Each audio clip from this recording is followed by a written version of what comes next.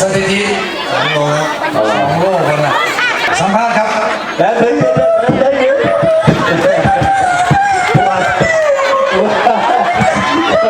เราไม่เอาผู้สัมภาษณ์กับบ้าทุกอย่างเลย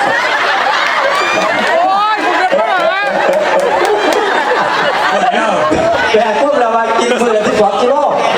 มือหนึ่งจานแล้วมาจาน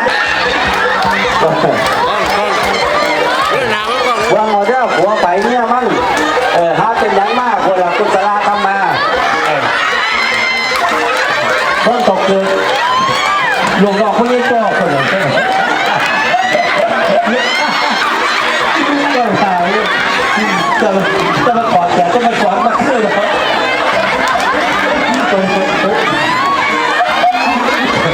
โอ้ยต้นตกเกิดไม่ได้ต้นตกพุทธ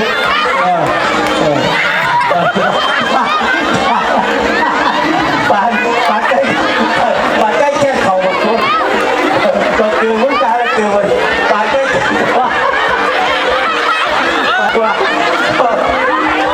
คนการย่านไปพาเมื่อกี้กับคนดีกับพันมาเกือบพอเข่าเป็นในจ้อมาหาโลกหลาตัวเธออีกตัวบาทให้ว่าอย่างนี้ขึ้นมาบนกระทับเพราะนี่นานมาตั้งเพื่อสู้มันดีคือเพราะอ่านก็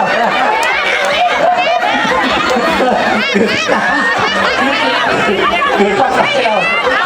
คุณพ่อใจเงี้ย